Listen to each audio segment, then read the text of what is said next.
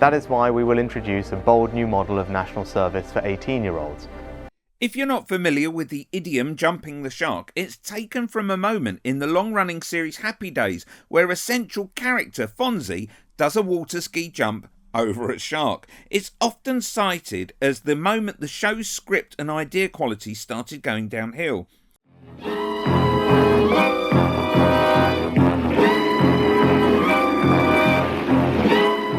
This then was applied to other shows when they too started scraping the idea barrel, or as Oxford Dictionary defines it, as the moment a show reaches a point when far-fetched events are included merely for the sake of novelty, indicative of a decline in quality.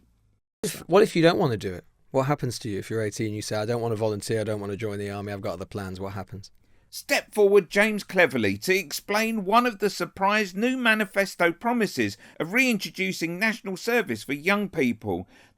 So it will be compulsory. We will look at what the appropriate response will be. The fact this doesn't seem to have been thought through clearly highlights that the Tories are in perpetual jumping the shark mode. Did you get arrested?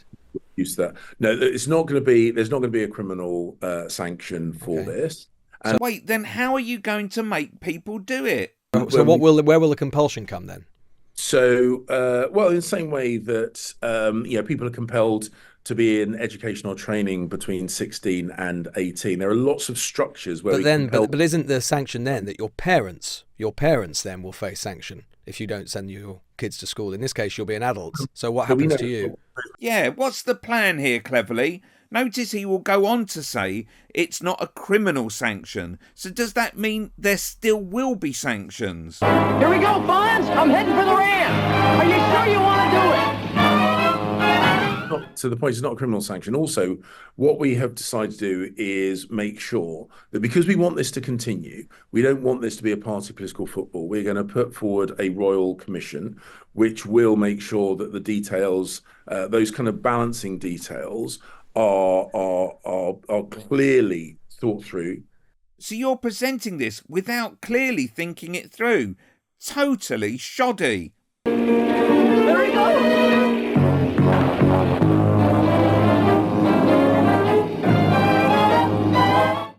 Will you get paid if you're doing the volunteering bit of it? If you're doing the military bit, you will get paid. If you're doing the non-military bit, you won't. Which will be most of the young people, because the military bit is quite small. So you're going to have to work for free when you're an adult. You're going to have to work for free. The military bit will be a year-long commitment. Yeah. The non-military bit will be 25 days over a year, which typically we envisage being split up in 2-day chunks. There may be other structures, and again, the Royal Commission. But if you're 18, you can go and join the police, you can become a prison officer. So you, as a newly minted police officer or prison officer or whatever, prison guard, you're going to have to be giving up by law some proportion of your free time to do this, to work for free. Well, I know lots of police officers, lots of soldiers, lots of people that work in public service also volunteering their time. Yes, and again, volunteer, because volunteer means you want to do it, not that you're forced to do it for free. I